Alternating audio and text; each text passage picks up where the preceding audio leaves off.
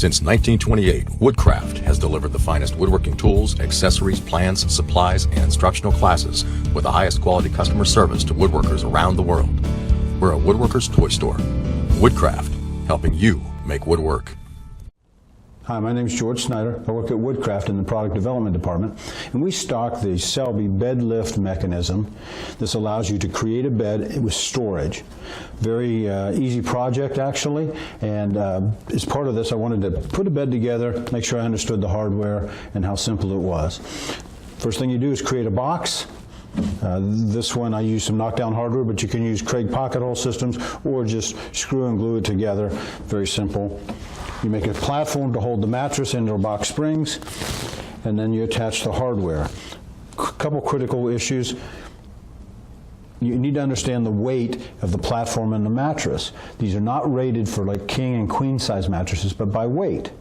And so the instructions are very simple to follow. They give you some guidelines on how much plywood weighs, how much a typical mattress weighs. But again, understand what you have, get the right weight, and then pick the proper mechanism. You do not want to buy the heavy-duty one just because you think that's better.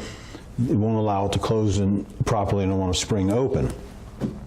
The installation is really very easy. We added a cleat. It's 5 inches wide, about as long as the bed is.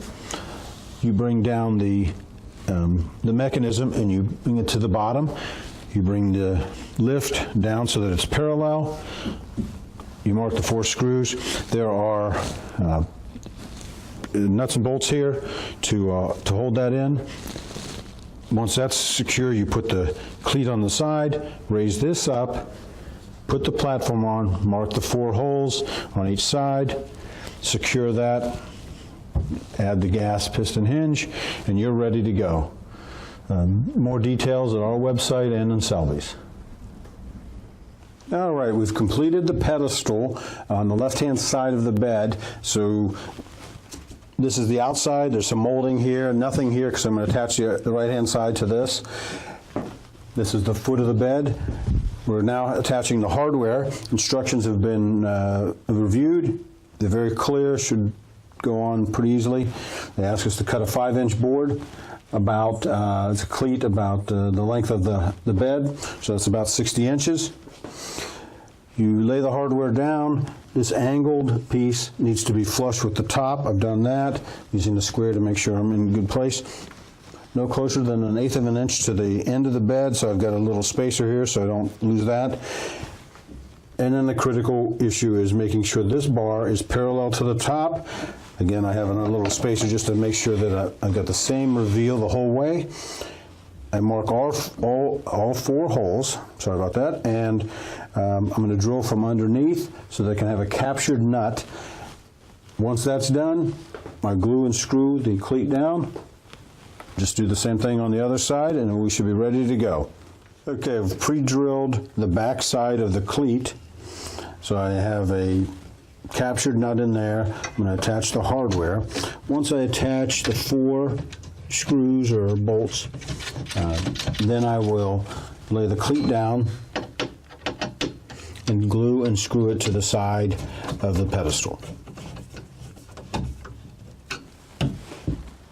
All right, we're on the next step of the bed project. I have put the finish on the Black Dog Salvage furniture paint and a top coat. We're ready to go to install the hardware. I've put the top platform together. I've centered it left to right on the pedestal, and it's pretty flush on the back. This is not rocket science. We're making a bed, so it has to be close. Really what you're worried about is that this moves easily enough. We only put 1 piece of the platform in. This gives me access to the hardware, and I've attached a couple of screws on each side, making sure I have plenty of clearance, and the mechanism seems to work fine. Lift works great. I have not put the gas pistons on yet because it wouldn't close because I don't have enough weight yet.